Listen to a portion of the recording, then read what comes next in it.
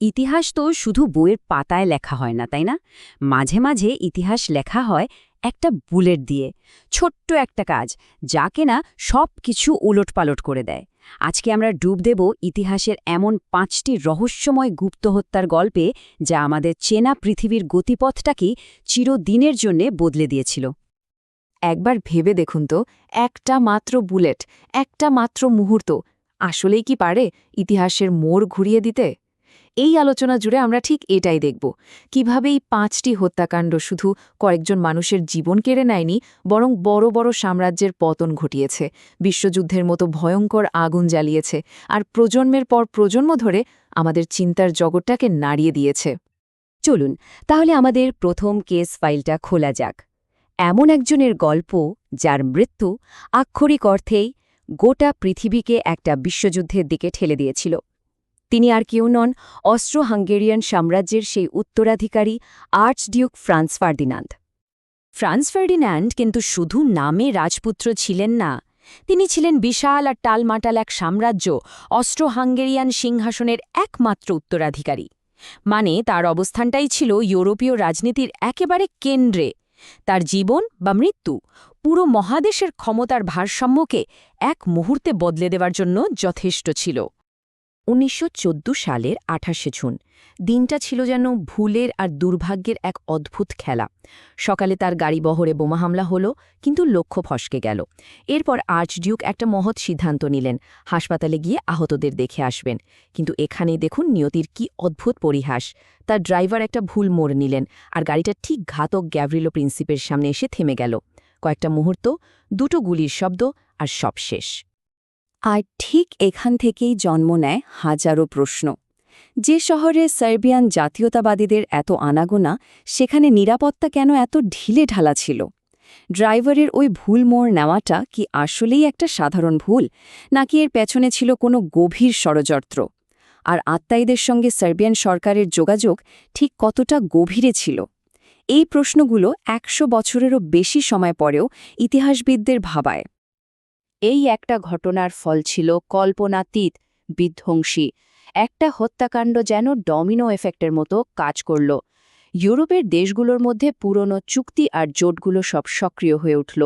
আর ঠিক ১ মাসের মাথায় শুরু হয়ে গেল প্রথম বিশ্বযুদ্ধ, এক এমন যুদ্ধ যা কোটি কোটি মানুষের জীবন কেড়ে নিয়েছিল।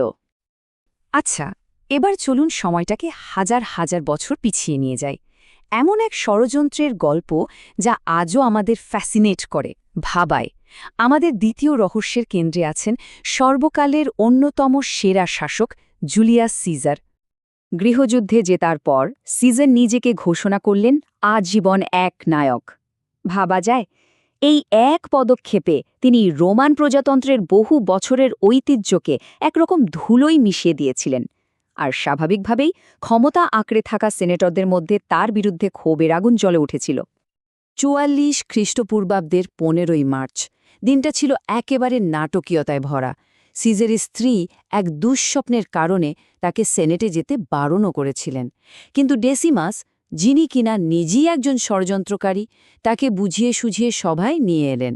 আর সেনেটে পা রাখার পরই তার নিজের লোকেরাই তাকে ঘিরে ধরে ৩০ বার ছুরিকাঘাত করে। বিশ্বাসঘাতকতার এক চরম নিদর্শন। কিন্তু আসল প্রশ্নটা হল, এই হত্যাকাণ্ড কি প্রজাতন্ত্রকে বাঁচানোর এক মহৎ চেষ্টা ছিল, নাকি এটা ছিল শুধুই কিছু ঈর্ষান্বিত সেনেটরের ক্ষমতা দখলের একটা নোংরা খেলা? সিজার কি সত্যি একের পর এক সতর্কবার্তা অগ্রাহ্য করে নিজের মৃত্যুর দিকে হেঁটে গিয়েছিলেন? আর তার সবচেয়ে কাছের বন্ধু ব্রুটাসের আসল উদ্দেশ্যই বা কী ছিল? আর এখানেই ইতিহাসের সবচেয়ে বড় পরিহাসটা লুকিয়ে আছে। সিজারের মৃত্যু প্রজাতন্ত্রকে ফেরাতে তো পারেইনি, বরং রোমকে ঠেলে দিয়েছিল আরেকটা রক্তক্ষয়ী গৃহযুদ্ধের দিকে। আর সেই যুদ্ধের শেষেই সিজারের উত্তরসূরি অগাস্টাসের হাত ধরে জন্ম নেয় রোমান সাম্রাজ্য। মানে ষড়যন্ত্রকারীরা যা ঠেকাতে চেয়েছিল, ঠিক তাই তারা ঘটিয়ে দিল।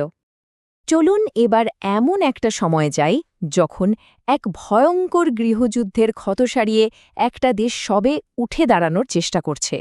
ঠিক তখনই ঘটল এমন এক হত্যাকাণ্ড যা পুরো জাতিকে স্তব্ধ করে দিয়েছিল। আমাদের তৃতীয় রহস্য, আব্রাহাম লিঙ্কন।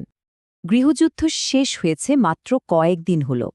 প্রেসিডেন্ট লিঙ্কন তখন প্রতিশোধের পথে না হেঁটে বরং পুনর্মিলনের মাধ্যমে বিভক্ত আমেরিকাকে এক সুতোয় বাঁধার চেষ্টা করছিলেন।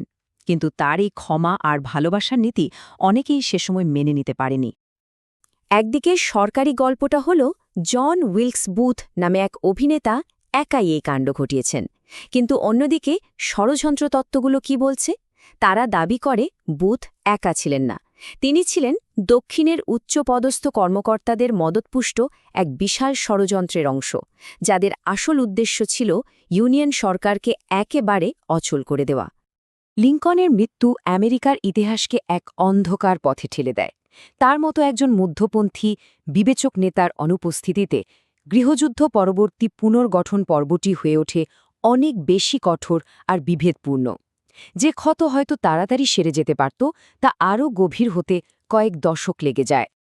এবার আমরা আসছি বিংশ শতাব্দীর সম্ভবত সবচেয়ে আলোচিত আর রহস্যময় হত্যাকাণ্ডের দিকে। এমন এক ঘটনা যা নিয়ে আজও সিনেমা তৈরি হয়, বই লেখা হয়। আমাদের চতুর্থ রহস্য, জন এফ কেনেডি। কেনেডির প্রেসিডেন্সি ছিল আমেরিকার জন্য এক নতুন স্বপ্ন, এক নতুন প্রজন্মের প্রতীক। স্নায়ুযুদ্ধ, মহাকাশ জয়ের প্রতিযোগিতা আর সামাজিক পরিবর্তনের সেই উত্তাল সময়ে তিনি ছিলেন আশার আলো। তার সময়টাকে বলা হতো ক্যামেলট যুগ। কেনেডি হত্যাকাণ্ডের রহস্যের যেন কোনো শেষ নেই। প্রথমেই আসা যাক ম্যাজিক বুলেট থিওরিতে। এটা কি আদৌ সম্ভব যে একটাই বুলেট অবিশ্বাস্য সব বাঁক নিয়ে প্রেসিডেন্ট কেনেডি আর গভর্নর কনলির শরীরে মোট ৭টা ক্ষত তৈরি করেছিল? তারপর ধরুন গ্রাসি নোলের কথা। সেখান থেকে কি দ্বিতীয় কোনো বন্দুকধারী গুলি চালিয়েছিল, যেমনটা অনেক প্রত্যক্ষদর্শী দাবি করেন? আর সব কিছুর কেন্দ্রে থাকা লি হার্ভে অসওয়াল্ড, সে আসলে কে ছিল? একজন একাঘাতক, নাকি মাফিয়া, কিউবা বা সিআইএর মতো কোনো বিশাল ষড়যন্ত্রের এক গুটি মাত্র? এই হত্যাকাণ্ডের ধাক্কাটা ছিল অমনচান। এটা আমেরিকানদের সরকারের প্রতি বিশ্বাস আর দেশের ভবিষ্যৎ নিয়ে আশাবাদকে একরকম ভেঙে চুরমার করে দেয়। এই ঘটনায় একটা সাংস্কৃতিক পালাবদলের সূচনা করে আর পরোক্ষভাবে ভিয়েতনাম যুদ্ধে আমেরিকার জড়িয়ে পড়াকে আরও বাড়িয়ে তোলে। আমাদের তালিকার শেষ রহস্যটি এমন একজন মানুষকে নিয়ে যার একটা স্বপ্ন ছিল, কিন্তু সেই স্বপ্নকে একটা বুলেট দিয়ে স্তব্ধ করে দেওয়া হয়েছিল। তিনি নাগরিক অধিকার আন্দোলনের অবিসংবাদিত নেতা doctor Martin Luther king junior. সরকারি তদন্তের রায়টা বেশ সোজাসাপটা। জেমস আর রে নামের এক দাগী অপরাধে একাই ডক্টর কিংকে হত্যা করেছে। কিন্তু স্বয়ং কিংয়ের পরিবার এই রায় মানতে নারাজ। তারা মনে করে রে ছিল একটা পুতুল মাত্র। আসল ষড়যন্ত্রের পেছনে ছিল মার্কিন সরকারি সংস্থা আর মাফিয়ারা। কারণ ডক্টর কিংয়ের ভিয়েতনাম যুদ্ধবিরোধী অবস্থান আর গরিব মানুষদের অধিকার আদায়ের আন্দোলন তাদের মাথা ব্যথার কারণ হয়ে দাঁড়িয়েছিল। ডক্টর কিংয়ের মৃত্যু আমেরিকা জুড়ে ১০০টিরও বেশি শহরে দাঙ্গার আগুন জ্বালিয়ে দেয়। কিন্তু তার এই আত্মত্যাগী আবার ১৯৬৮ সালের ঐতিহাসিক নাগরিক অধিকার আইন পাশের পথকে প্রশস্ত করে তোলে। তিনি হয়ে ওঠেন তার লক্ষ্যের জন্য এক অমর শহীদ, যার উত্তরাধিকার আজও কোটি কোটি মানুষকে প্রেরণা যোগায়। এই ৫টি ঘটনা, এই ৫টি রহস্য আমাদের এক গভীর প্রশ্নের মুখোমুখি করে দাঁড় করায়। ইতিহাস কি কোনো পূর্বনির্ধারিত পথে চলে, নাকি কয়েকটি আকস্মিক ঘটনা, কিছু ষড়যন্ত্র আর গুটি কয়েক বুলেটই তার গতিপথকে সম্পূর্ণ বদলে দিতে পারে? এই রহস্যগুলো আমাদের চোখে আঙুল দিয়ে দেখিয়ে দেয় কিভাবে মাত্র একজন মানুষের অনুপস্থিতি গোটা বিশ্বের গল্পটাকেই নতুন করে লিখতে বাধ্য করতে পারে। আর উত্তরটা হয়তো আজও অমীমাংসিতই রয়ে গেছে।